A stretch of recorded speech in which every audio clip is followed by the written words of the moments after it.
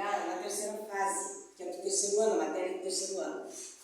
Eletricidade, tá? Mas o que eu vejo de muitos problemas? Os alunos não entendem de onde saem as cargas. Mas que carga é essa? De onde saiu isso? Então a gente vai fazer uma revisão, uma introdução lá do início, lá na química, tá? Então vamos ver aqui, pessoal, olha que coisa mais linda esse átomo. O átomo é formado por quê? Pelo núcleo, que contém o quê? Prótons e nêutrons. Os prótons têm carga positiva, o nêutron não tem carga. Mas ele é constituído também de eletrosfera. Olha que lindas essas eletrosferas. E ele, junto com a eletrosfera, dentro da eletrosfera, nós temos o quê? Os elétrons, que têm carga negativa, certo? Então, o átomo é formado de núcleo, prótons e nêutrons, prótons com carga positiva, a eletrosfera contém os elétrons que têm carga negativa. Isso a gente aprendeu lá na introdução à química. Aí, aprendemos que existem 7 eletrosferas, K, L, M, N, O, P, Q, e que elas comportam uma quantidade X de elétrons, tá bem? Vamos pegar um exemplo comum do sódio e do cloro. Vamos fazer a distribuição eletrônica do sódio. Mas observe, o sódio tem um número atômico igual a 11. Se o número atômico é 11, o número de prótons também é 11, o número de elétrons também é 11. Quando ele está nesta configuração aqui, eu digo que ele está eletricamente neutro. Quando é que eu vou passar a ter, por exemplo, um íon? Né? Quando ele doar ou quando ele receber elétrons. Então eu faço a distribuição eletrônica do sódio, que é 2, 8 e 1.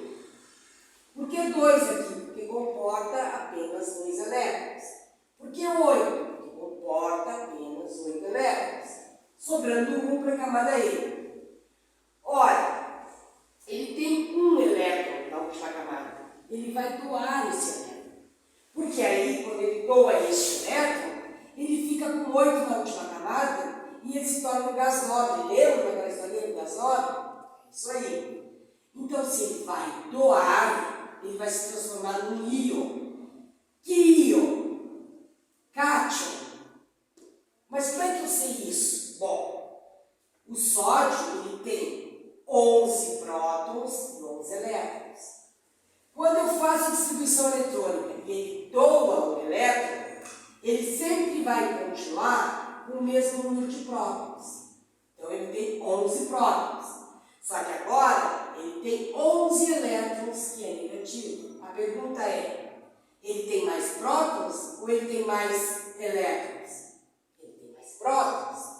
Quantos prótons a mais? 1. Então eu venho aqui e coloco uma cruzinha dizendo que ele tem 1 próton a mais. E ele se transforma num cátion.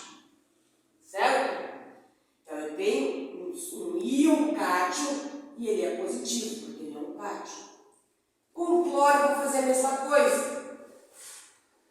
O número atômico é 17, portanto ele tem 17 prótons, que tem carga positiva, e 17 elétrons, que tem carga negativa.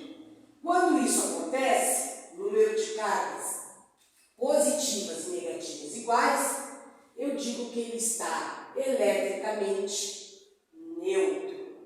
Vou fazer o mesmo procedimento. Vou fazer a distribuição eletrônica. K2, L8, N7. Ele tem 7 elétrons na última camada. É lógico que ele não vai doar. Ele vai querer receber um elétron para ficar com 8 e se tornar um gás nobre. Então ele vai receber um elétron. Quando ele recebe um elétron, o que acontece? Ele fica com 17 prótons de carga positiva, quando acontece isso, né, pessoal? E ele fica com 18 elétrons de carga negativa. A pergunta é, ele vai ficar com mais cargas positivas ou mais cargas negativas? Mais cargas negativas. Quantas mais? Uma. Então eu tenho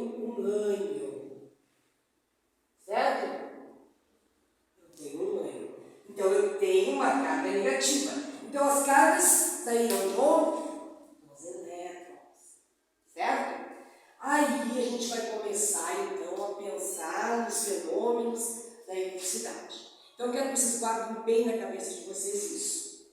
Cargas de sinais iguais se repelem. Se repelem. Por exemplo, positivo com positivo. Se afastam, se repelem.